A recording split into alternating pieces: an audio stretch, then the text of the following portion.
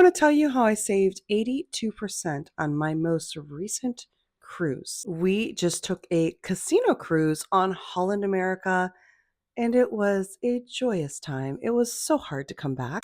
And when I say casino cruise, I mean that I took my Caesar's Diamond status when we all had it, and I took it to Win in Las Vegas, and I matched to their Win Platinum back in April of 2024.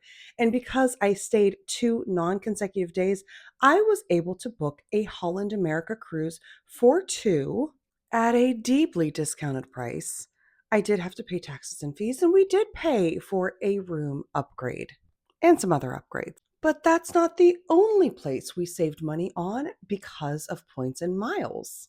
Our home airports are Cleveland and Pittsburgh. We literally live right in the middle of both of them. So we flew out of Cleveland this time, and the cost for the flights, both there and back, were $5.60 per person, $11.20 round trip per person for $22.40. And we booked them down on American Airlines and back on United.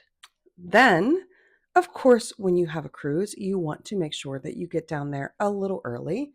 Our cruise was leaving on Sunday. We flew down on Friday. We stayed at the Conrad. We had a free night certificate that I had, and we also did points for the second night. And again, no other cost was involved with that hotel because it is a Hilton. So let me go over the price of all of these items individually so you know the prices that we saved on.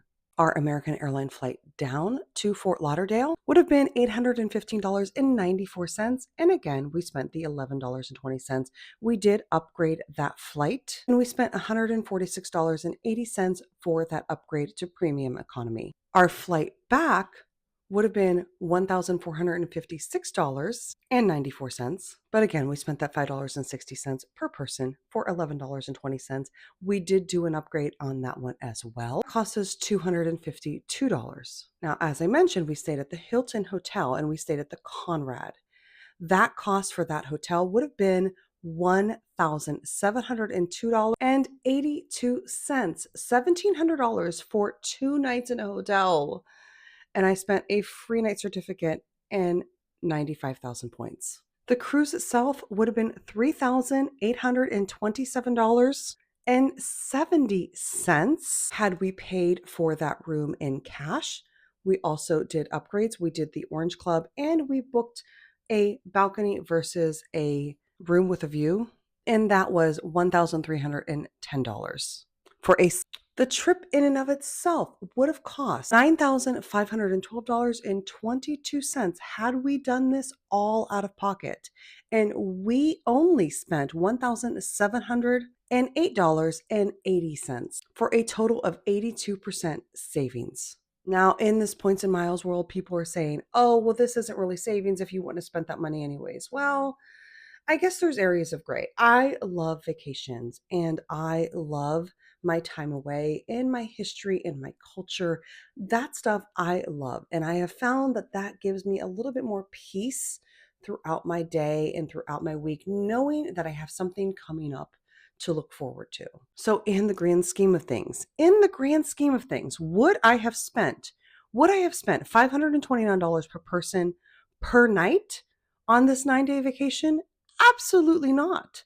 Would I spend $95 per person with the savings per person per night? Yes, absolutely. Now, that cost does not include the food and the beverages and the souvenirs. I did not include that in this cost analysis. And in truth, I really think that those things are the normal things that we do on the weekends anyways, if you do go out on the weekends. We do about once a month, to be honest with you, and we order pizza out once a week. Okay, maybe not every week. But if we're going out with friends on a weekend, we're spending money on dinner and drinks as we're going out. So I don't include those in any typical costs because I'm going out for the weekend. I'm just going out in a different city or a different country. I'd love to know how much you saved on your last vacation, all because of points and miles. And if you have stayed to the end, thank you so much. I definitely appreciate you. Make sure you leave a blue heart below. And until next time, until that next vacation, happy travels.